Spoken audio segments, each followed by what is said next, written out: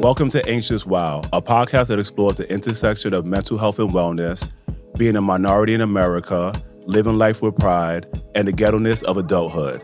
Hi, I'm Emperor. And I'm Tevin, and welcome to Season 2. You may have noticed something different. We're now going by Anxious While.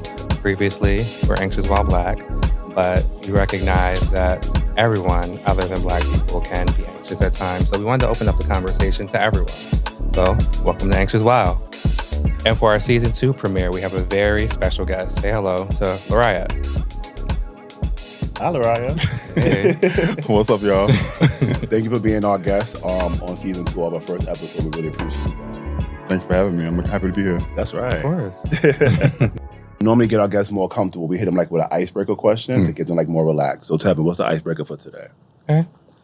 One question. What is a trend you want to see gone? One trend? If we have time, we can do multiple, but one. Well, our guest always goes first. Well, the current trend that's happening now, this demure stuff. Is, let's just cut it. How did it even start? Throw it in the garbage. Like, how did that even start? I don't know. And they're using the word incorrect. I woke up, looked on TikTok, and saw that everyone was talking about demure, and I'm just like... It was a celeb to me. Like, everybody just... She got Netflix endorsements, Verizon. I mean, big ups, get your bag, but like... For using the word demure? Yes. Wow. See, I gotta find a word there because this is ridiculous. It went from what? Brat to demure. Oh, man. Getting endorsements for demure and using it incorrectly? Yeah. Yeah, cancel that. Welcome to America. Welcome to America. It's not only Americans pushing that. But where do you think it started? What's one trend you want to see disappear forever? This might be a controversial one. I'm tired of seeing Crocs. Listen, they're comfortable from what I heard, but they're very unattractive. I think people are abusing them. Like, I've been seeing them on the streets. Like, In the clubs. In weddings. Yeah. Wedding. I saw somebody wearing a wedding. Oh, the bride's kicking her shoes off and then she... Nah, it was a guest who was sitting down like in the thing. I guess their feet must have hurt or something. So what's one thing you want to see gone? I know the culture is going to be upset about me for saying this, but I want to see do-rags gone. They are not up. They're supposed to be wearing in the street. I see them in the gym. People are color coordinating with their outfits. You know, I'm in the club. People rocking, trying to talk to me. Take it off. I don't like it. It's supposed to protect your hair, as you can see. And I don't wear do-rag. I wear a satin scarf or a silk scarf. Do-rags is not part of your outfit. Get rid of it. Throw it in the garbage. I don't care if you get mad at me. Throw it away. Very passionate about that. Always passionate. Hopefully someone heard you. We'll see. So what's making everyone anxious for this week? Summer ending. That's so fast. Like, it's just, Yeah. dang. It really is almost September. Halloween gonna be here next week. Yeah, it is. It took forever for it to get warm. Got your outfit for Halloween? You mentioned it. Oh, gosh. It's making you anxious, Tevin. I have to agree with summer ending. Summer ending? Yeah. You upset? I'm very upset. I feel like summer used to be like 10 months when we were kids. Now it's like a week. What's making me anxious is not be able to find any like cool fall clothes. I've been shopping everywhere and it's like the same things I've been seeing for the past like 3-4 years. The same shirts, the same silhouettes, the same colors. The fabric is getting cheaper. I want some variety. So that's what's making me anxious because I feel like fall is when I get to like thrive as far as they showed off my style and I can't do it this year. So You can do it. You still got time. I still got time? Well, normally, in retail, they owe me a season ahead. Yeah, you still got time. All right, well, I'm going to come to you and ask you that, because I can't find anything. So if anyone has any suggestions on where we can find some fall clothes, shoot them in a DM. Please, hook me up. I'm struggling. So, ready to get into the topic of the day? Yes, we are. Okay, so read the definition. So, guys, last season, there's a lot of issues with Merriam, Webster and Oxford. There's a lot going back and forth. Merriam apologized to me. So, we're going to give her another chance this season. So, we're going to start off the definition. But Merriam's not here today. She's not. I said not. Sometime in the season. I said the season premiere. She didn't earn that, y'all. Don't get your hopes up, Merriam. Sorry, Merriam. Oxford got this. So, we're going to read what Oxford said. Oxford ain't here either. Who we got? Who are these names? We have Cambridge. Cambridge? Yeah. I don't know you, but they're good looking out for bringing us a new name. Oh, so Merriam-Webster, like the dictionary, stuff like that? Mm-hmm. Yeah, that's who they are. So it's a running joke. We'll talk about it. Okay. Yeah, that's all. So Cambridge, you hooked us up. So the word is overthinking. The action of thinking about something too much in a way that is not useful. Shout out to Cambridge. Shout out to Cambridge. And we read that definition because today we're talking about stop overthinking and start doing. That's right. Yeah. So is everyone guilty of like sometimes overthinking and before they're actually making a decision? Sometimes. Sometimes. I overthink every single day. I'm overthinking right now as we're speaking right now. I tend to overthink everything before I move, what I'm about to wear, how I'm gonna rock my hair, my next venture, my next journey. It's just something that I do, I guess, subconsciously, and then I'm unaware of. It just happens. It's not always a good thing, but I do it a lot. What about you, Lariah? Yeah, it's every day for me. I think for me, it comes from just wanting to be a perfectionist. And yeah, even though that's not like the thing or everything isn't perfect, like, we always strive to be perfect or for everything to be right. So yeah, it's an everyday constant battle with work, that's dating. It happens. Well, last year I talked a lot about being a perfectionist. So that's something that I struggle with as soon as I wake up. Sometimes I might be like, did I yawn the right way? Did I brush my teeth the right way? Yeah, I'm overthinking everything. Now you pray correctly. That's all the prayer, you gotta get that right. Yeah, but that's what you should not be overthinking is that prayer. Get it together. When you finish, you think it's too short. Like, let me go back. Oh man, he ain't lie there. Yeah, like, God, did I do it right? Do I need to apologize and do it again? That's true. Yeah. Have your conversations. So why do we all feel like we all spend so much time overthinking? I know you talked a little bit about being a perfectionist. Emperor, why do you feel like you overthink? I mean, to agree with you, like just trying to be a perfectionist and everything just to come out right. But I think a lot of it also comes from just, second guessing myself based off of like how I grew up. People telling you that you shouldn't do this. Like as a child, you live free and you do what you want to do and you're always happy and you try different things. And then you have sometimes, family, friends or others saying, you shouldn't do this. Why are you doing that for? And then it forces you to like doubt yourself a lot of times. And then with doubt comes you overthinking. Maybe I shouldn't be doing this. Maybe I shouldn't pursue this job. Maybe I shouldn't follow my dreams because, my parents said that's not going to make, $500,000 a year versus me making myself happy. So you're always in a constant battle of overthinking. I think it gets worse as you become an adult. That's true. Yeah. And also, I think being a loner too. I think not wanting those extra opinions. So having to make those big decisions on your own is kind of like, did I make the right decision? Or like, maybe I wish I did have that person I could trust to get that extra opinion from. But yeah.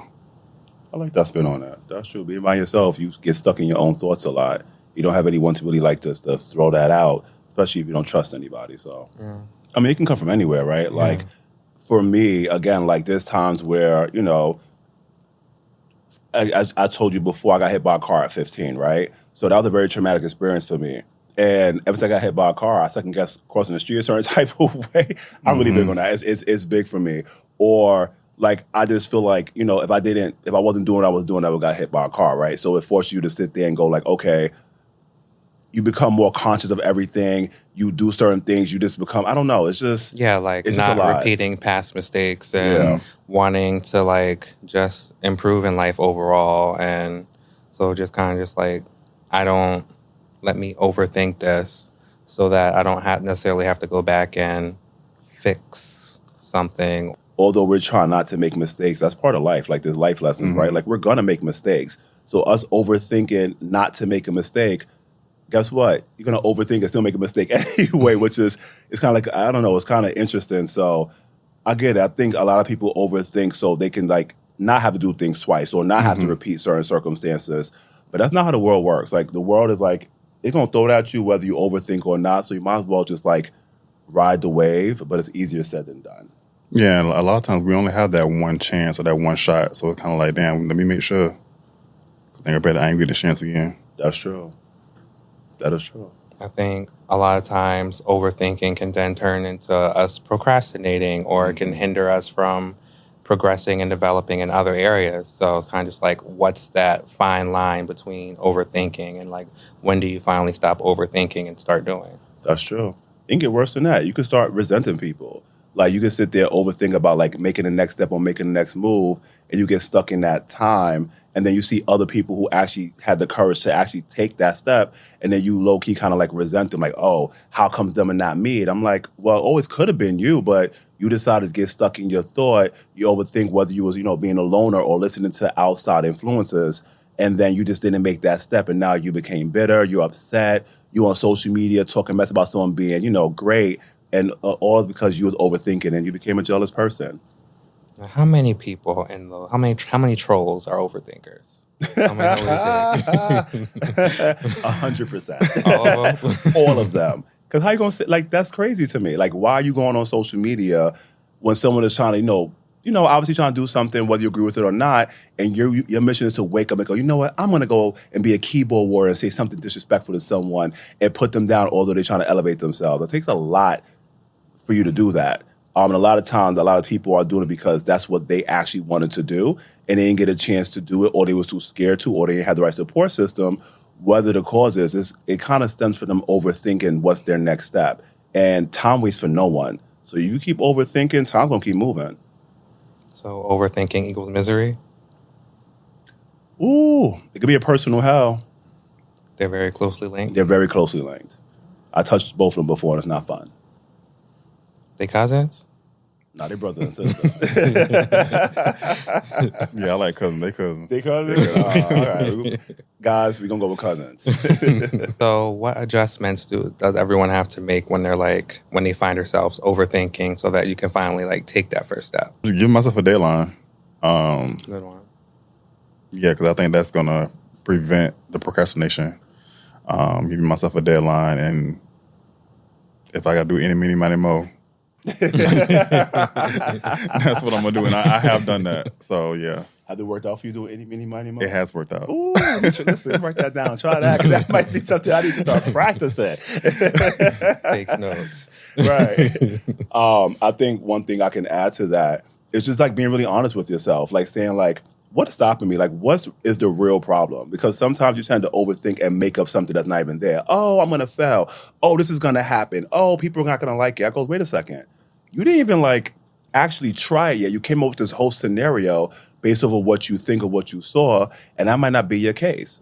Point in case, with music, right? We know it's a very hard industry to get into, and a lot of people I'm one of them, tend to overthink about putting out music and, oh, I don't sound like this person, whatever. People are not going to take to it. You have no idea unless you actually try it, and then time goes by, you become 20, 30, 40, 50, 60, and then you're like, oh, I should have did this, and it's too late. So I think a lot of time it's you're just having that battle with yourself. So sitting there and go, listen, let's have a real honest conversation with you, whether you're praying or just yourself, and go, what's really in my way? And then taking that leap of faith and just trying it. I think trying something and failing is not bad. I think living in regret is way worse than doing that. Mm-hmm. And overthinking tends to link to living in regret because people overthink and stay there. So my thing is just having a true conversation with yourself and just, as they say, man up. You're not trying to be like LaToya Luckett. Regret. I think about to come for her, because that's my girl. So I was like, where are we going with this? But okay, it's a song. Okay, you got that. I think I also have to set a deadline for myself. I think I find that I have a very well thought out plan, which contributes to my overthinking. My therapist likes to joke and say, I'm an amazing planner. So just really looking over those plans and telling myself, you've planned this out enough. And the more you sit here, the further this goal is going to be pushed out. And it's time to really take that first step and just look at inspirational quotes as well. It's the more you overthink or you're worried about something not being perfect, someone else is not thinking about that, and they're taking that first step, and they're progressing, and they're becoming successful or achieving the goals that they want to achieve because they're not sitting around overthinking all the time. So I have a question for you, because you're the father. Right? Oh my God. Everyone can't get to that point in their career, in that life. So how did you get there? I'm pretty sure there was probably some time you was overthinking here and there. You modeling, you the father of the house. Mm-hmm. You got a lot of good things going on with you. I was very lucky. I haven't signed to an agency. All my work has came via Instagram or me kind of promoting myself. Staying true to myself, staying prayed up, praying about the things I wanted. the house thing is, I've been in it since 2012 ballroom. And it came about from people believing in me. They seen a fit for me, or they seen a father figure in me as a mentor, a leader, and they brought it to my attention. It's it's new to me, but I like it. Okay. It's telling me a lot about myself, and yeah, I'm here for the challenge. I feel like how the people around you kind of kept the overthinking at bay because you had like so many people like cheering you on. Yes, yeah. Support system is very important. I'm trying to find mine, so holla at me because I barely have a support system. Another conversation for another day. Write that down as a future episode topic. Oh yeah, we got it. Episode 9. Of what season? 3. I'm like, this season's planned out. This season's true. After taking any leaps and reaching those goals, do you ever like look back and think about like what was holding me back? A lot of times it was myself, to be honest with you.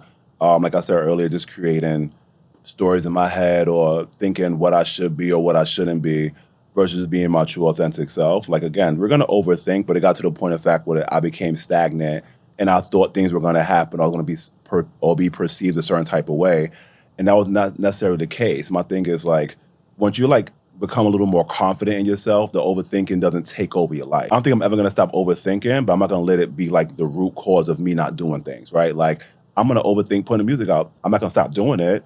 Or I overthink when we're shooting the podcast, but I'm still going to shoot the podcast. You know what I'm saying? So it's just me just knowing that the voice is there, but at the end of the day, I have to make that final decision to take that leap of faith because, again, I hear people who are older than we are here, and a lot of times they say, I should have did this, I should have did that, and a lot of times they was overthinking and they got stuck. And I don't want to be one of those people who look back in time or look back and sit there and say, I should have did this, but I allow myself to block my own blessings. So I feel like just me getting out of my own way was like the best thing I could possibly have done.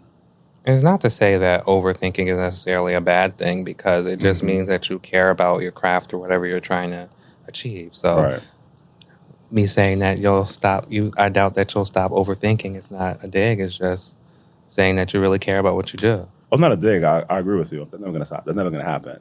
Never going to happen. It's never going to happen. So yes, I think also too, a lot of us think the worst when overthinking.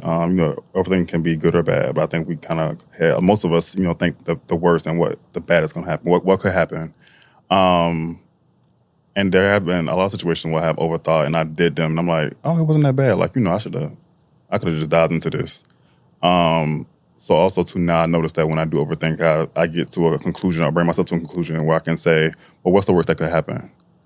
And just go for it. I'll look back a lot, and like once I hit a specific goal after I'm done overthinking, I always look back and I'm like, if I had done this like, I don't know, a month or a year earlier, like I could have been so much further along. Right. Yeah. But a good thing is at least you did it, because sometimes people always think if I would have did this 10, 15 years ago, but then you saying a month or 2 months isn't that bad. Yeah, well, I said a month, a year. I overthought about that. I do that too, but I think I also go back to everything happens for a reason, and like with timing, I just feel like we all just on our own timing, and nothing is too late or, That is true. That's true. That is true. I think we as a people spend a lot of time comparing, like we should be doing this at this time, we should be here at this age, we should be this at this, because we've seen someone did it or because the world is perpetrating that. And that's not necessarily the case. Like, do what you do. There's no timestamp saying you have to, have your first child at 28 or, be a VP at like. No, that's not how it works. So my thing is just march to the beat of your own drum and be happy. Like if you're chasing happiness, and that's what it is. I'm mentally laughing at something because you said something about a child at 28. I saw your face. Because I remember when in high school we had to like plan our like family out, and I was like, I'll have kids in my like 30s. And everyone was like, oh my God, that's so old. I'm like, what? I know they live in the regret right now. Mm-hmm. Well, we won't talk about that. See? So when you take that leap of faith and the outcome may not necessarily be what you expected, how do you handle that and how do you like rebound from that? I get depressed for a second. I don't really stay in the funk for too long. I just keep moving. What's next? How can I improve? Take it as a lesson learned. I have to agree. I do get upset. Well, I'll probably yell. You said yeah. That probably well, not at people, but probably just like ah. But That's how you do it. Huh? That's how you do it.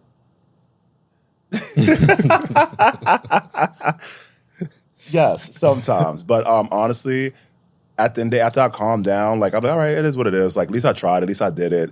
I think it's worse when you're sitting there and say, I should have did it. But like I just kind of cope with it and I go on to the next. And it kind of makes you stronger, right? You kind of know what not to do going forward. So if you try to pursue that thing again, it doesn't mean give up. Like it might be, okay, I tried it, it didn't work out. Maybe I approached it incorrectly. Maybe I should try a different type of way. Or you come to the realization that maybe it's not for you. And that's okay. Like that's part of life. And then you go on to the next thing. That's what life is, right? You just rebound and keep it moving. Just don't stay there too long. Yeah, I think I definitely get that little depressive moment. Maybe for about an hour. Then that's a short time. Yeah, I don't have time. I gotta keep it moving. He said brings on wrinkles? Yeah, it brings on wrinkles. So I just sit there. If I have anxiety attack, I have my little anxiety attack for 10 minutes, drink some water, and keep it moving. Play some good music. That always helps. Yeah, definitely. Put on something upbeat, someone dancing, and just kind of chill, and that's what it is. Or go outside and go to the club and go get a drink. That also helps too. What kind of drink? I dance it away. Did Solange say that? I try to dance it away. She said that, right, in her song? Well, she said I try to drink it away too. that wasn't Solange? Yeah, that's Solange, yeah. Oh, in the Sky. Oh, yeah, I thought you said Beyonce. You talk about Beyonce or Dirty, that's why I ain't saying about no Beyonce. Try to dance it away, drink it away. Do that, have a good time. Yeah. That's right. So for everyone to take these leaps of faith, did you have to make adjustments to your environment, whether it's like friendships, where you're living, your job, any other type of environmental factors? Yes, I had to cut almost everyone out of my life when I wanted to sit there and take the next level. Because again, I know Lariah mentioned earlier that, sometimes you can be a loner to yourself. Me, I had a lot of people jumping and telling me what I should and what I should do. And these are people that, I thought I trusted, I thought I knew.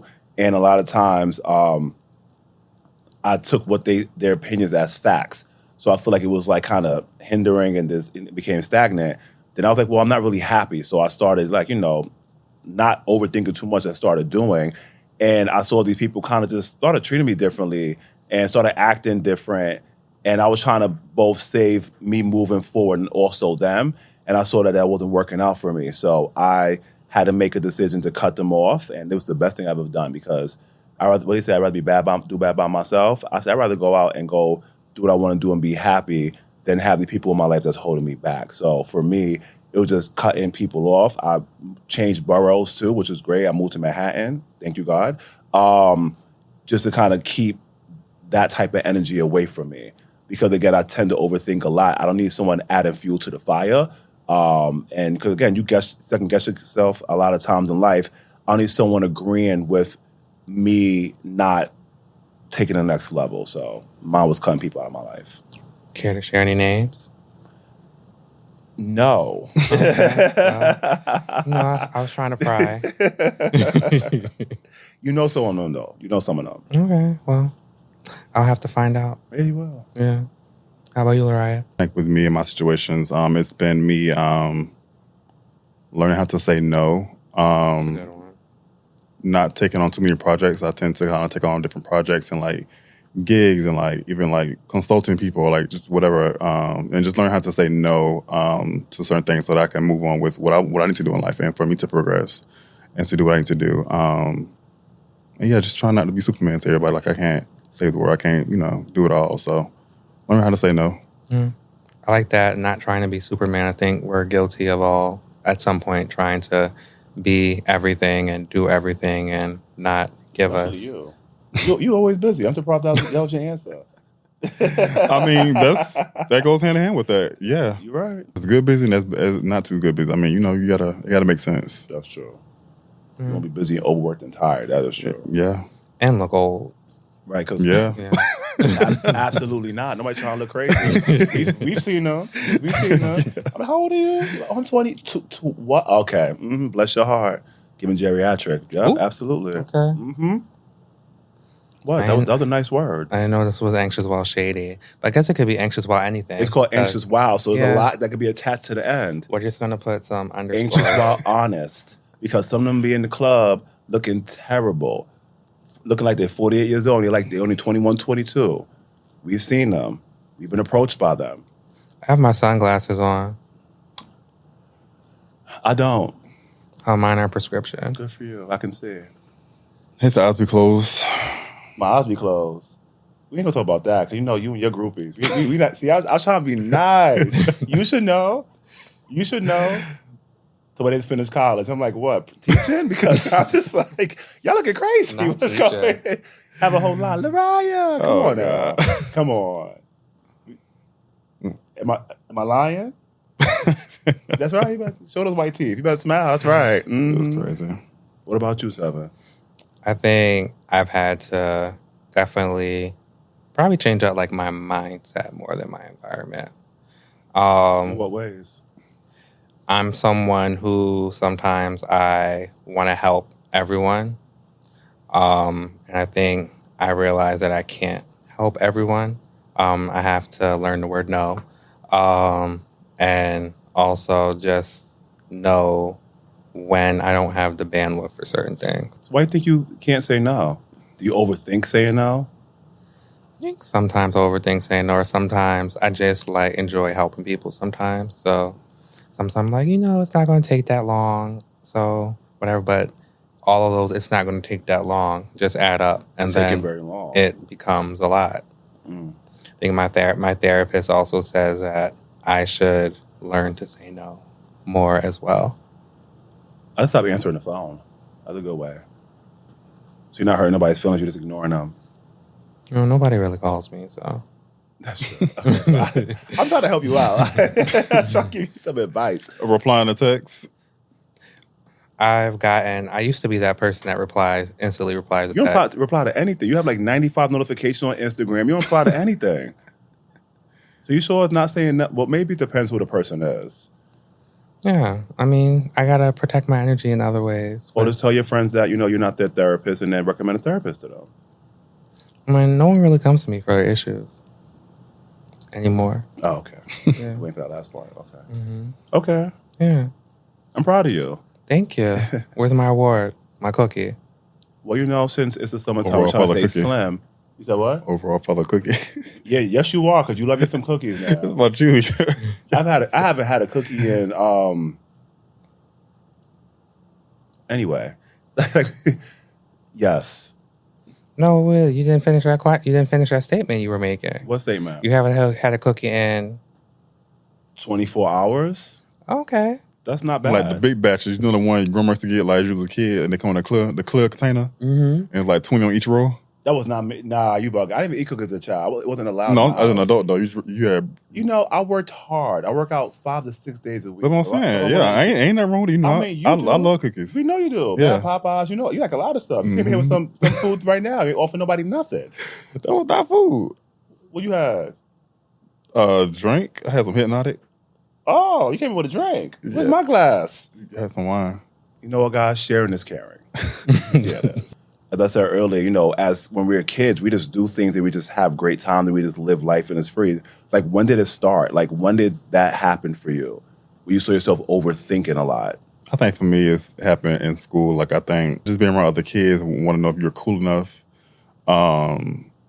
Like, I always felt like I was the person that never had, was never in the in crowd. Like, in school, you already had the cliques, like, the cool kids, and they were just kind of like the regular people. Like, I was one of them regulars. They were just kind of like looking at, like, oh, damn, I wish I had some. Why you laughing? Because I can laugh at it now because they were just like, oh, my God. Like, I was literally looking at like, oh, my God, like, they friends for real. Like, they go outside and play. And I was sitting here in the living room watching and looking out the window, like, watching them play. So, just wondering if I was always, I feel like that's where it started for me. I was wondering if I was cool enough. Now look at you now. Everybody want to come play with Lariah. I still have my moment. By Oh, yourself, God. you see? That's interesting. You are one of the cool kids. You think so? You overall king father of Manhattan, Bronx, Queens, Staten Island, and Brooklyn. So I think that's something that you should be very happy about. But at the same time, you still like your thing to the side. So you can watch them from the window, wave at you to come outside. You can sit there and tell them no.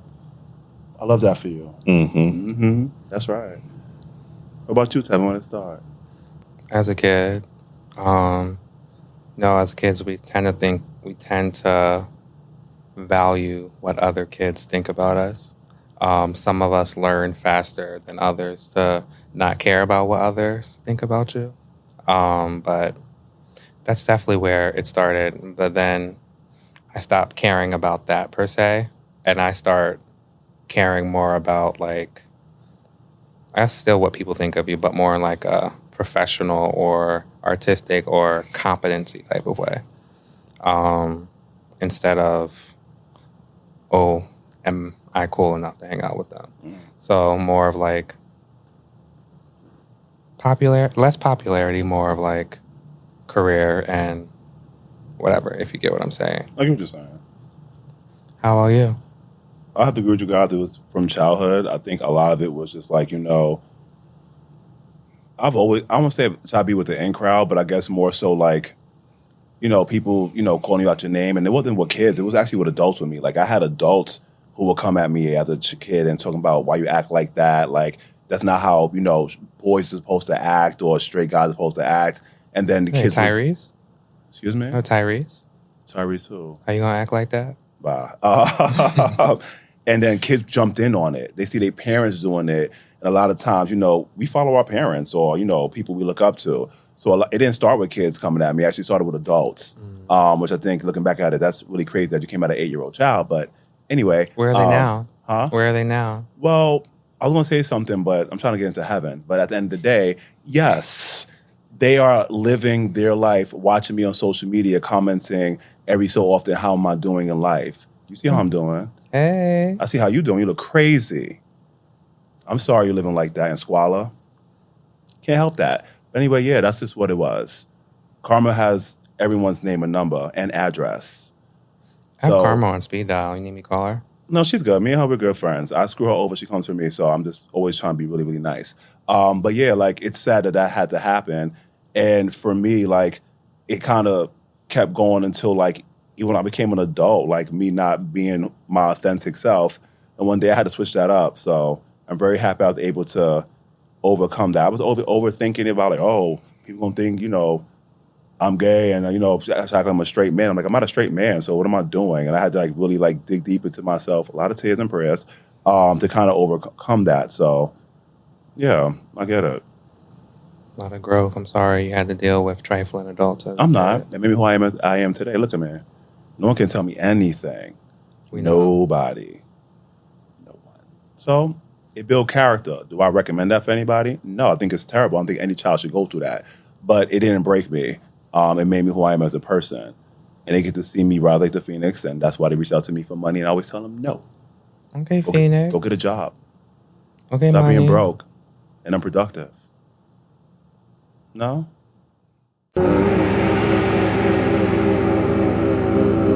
That's a new sound. That's a very new sound. Okay, well. It sounds like me in the background. Is that me? Maybe. So for this season going forward, what used to be known as Emperor's Rant is now known as Enlightenment with E. Yes. So we changed it because, I was ranting and at the same time also wanted to give advice. So I didn't want this to be like too much in your face. So it's still going to be kind of a rant, but predominantly it's going to be me just giving like advice to things that we go through and how we can get over these things. So enlighten us. Today, I'm going to talk about hating on others' success. Now, I'm pretty sure everyone in the world has dealt with this in some type of form or capacity, and it's an unfortunate circumstance. A lot of times, it's your own, well, they're not really friends, are they? People who you think are friends and family and just all types of things. So I have this for you guys. You don't have to hate on anybody. Like, if you want something that somebody else has, guess what? Put in the work to go get it. If someone is a singer, guess what? Take singing classes. If someone's attractive, I don't tell you about that. Be more confident in yourself and go to the gym. Listen, you got to be confident with yourself. You going on social media to go hate on someone because they got an opportunity that you feel like you should have received or an opportunity that you aren't going to get. For example, you go on social media saying that LeBron James is a terrible basketball player. We all know he's not. He's an incredible athlete. But you take your time and go on there and say that he's trash, he's old, he's retired. That man's worth $1 billion with a beautiful wife and kids. He's paying you absolutely no mind. You guys do this to everyone is really, really disgusting. And what makes it worse is the family members who do that. How are you family hating on your own family for being successful? That's really, really messed up. I implore you to go, look within yourself, pray to whoever you pray to, whether it's God, other gods, the universe, whatever, and really find yourself, because that is really, really toxic and it's disgusting and it's a problem. Look deep within yourself. Go to therapy, meditate, go to the gym, go for a walk. But stop sitting there, waking up every day and choosing violence and hate. You sitting there hating on other people's success is really, really sad. Use that same energy to focus on yourself and build your own thing. A lot of you guys aren't really hating on the success. You're hating on the lack of your success because you are nothing and you didn't achieve anything in life. And that is so, so sad. Guess what? That has nothing to do with that person being successful. Fix yourself and fix your life. And that's Empress Enlightenment message I have for you today. Stay blessed. We need a gong. Then that was personal. You hear just reply to a text just now? A little bit. Uh-huh. Yeah.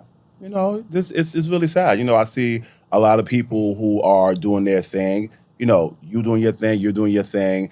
And, you know, you get the comments, oh, it's great, great, great, great. But then you have the people who sit there and they hate on you. And it's like, you don't even know them. Or, you know, someone will see you in person and go, you're not even all that. You know you think I'm all that. You came up to see me in person. You know what I'm saying? Like, my thing is, why even do that, though? Like, what's the point of you coming to me rolling your eyes? Like, what type of power trip are you on? It happens a lot.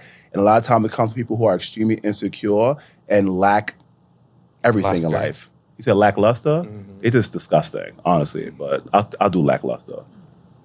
I like that. Mm-hmm. To write a song about that. Oh. I know it's already written already. So for this next segment, we're going to take a viewer question. This one is from Val from Houston, Texas. Yes, I was out in Houston recently, too. Where you know? I was in Dallas. Oh, sorry. I was in Dallas last weekend. I had a good time. Wasn't great, but it was good. Good. Well, anyway. From Val. Hi, I'm struggling with whether I should end my relationship or not. My boyfriend and I have been together for a while, but it feels like we're just going through the motions. Our relationship feels stagnant, and I don't feel motivated or inspired by him anymore.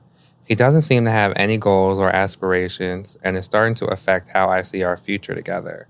I care about him, but I am unsure if staying in this relationship is the right choice for me.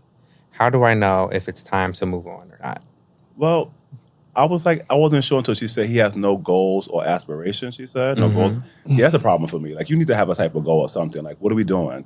Like, we're not playing house. Like, it's not Ken and Barbie. And if you saw the movie, then absolutely not. Like, what are we doing? Like, we're not going to sit around and do nothing. Like, love doesn't pay the bills. So if she's sitting there, she's ready to move on and, you know, progress in life, and he doesn't want to do anything, I think she kind of knows the answer. Yeah, it's time to cut the cord. Did she stay how long they were together? No, she didn't. She said a while? Yeah. I'm going to assume because I think that kind of like takes part in it too. Like, you've been with somebody, with them for a while, and I think some people grow while they're in a relationship. Like, you may start getting goals and stuff that you didn't have when you first got with him. Like, y'all probably was lacking, at the same time, and then you did your little glow up, and they still at the same place. So I think in her situation, it's time for them just to have a conversation. If he doesn't want to make no changes or progress, then she could just move on. For sure. Have that conversation about goals and what they want to do in life. And but my thing, she said he has no goals. Well, she needs to ask, I guess. Maybe ask again in final time. Yeah, just like check that box off. Like, how long did you you know what I'm saying? Right, because if you guys for 5 years, right? He haven't have a goal in 5 years. Sis, that's on you because you waited 5 years. But a while, like you said, it could be a year for somebody, right? That could be a while for them. So sometimes people are figuring themselves out. Maybe something happens to him prior, or maybe he's going through a loss of someone, and sometimes people get stuck in that stuff and they don't feel like progressing. So maybe she just needs to sit there, like you said, have an honest conversation with him and go, listen, what are we doing? Like, what's next for you? How can I, maybe she needs to help him. Maybe that's what it is. If she wants to invest, right? But if he's like, no, I'm going to sit on the couch and just, watch Ninja Turtles all day, then... maybe he wants to be a Ninja Turtle. Well, then he need to go audition to be a Ninja Turtle and get that check. And that'll be a goal and an ambition. Maybe he's a Ninja Turtle who's scared to leave the house. Well, then she's going to leave. Yeah, pack up your bags and run. Before that, just have one last conversation with him. Clearly, you say you love him, so just have the conversation. Maybe just come to Jesus moment with him and just really chat and say, listen, this is where we are. This is what I'm trying to do. Are you riding this train with me? If not, get off the next stop. And if not, I can refer a mover to you. I can get a discount code. But yeah. Well, that's all for this episode. Oh, man, you made me wait 2 months to come back and end it again? Yeah, well, good thing is, Disgusting. plenty more episodes, and this season is twice as long. Okay. Follow @AnxiousWild on all social media platforms. Visit anxiouswild.com for access to important resources and to learn more on the show. And if you have a question, suggestion, or just want to say hi, hop into our question and suggestion box or email us at hi@anxiouswild.com. Bye. See you later.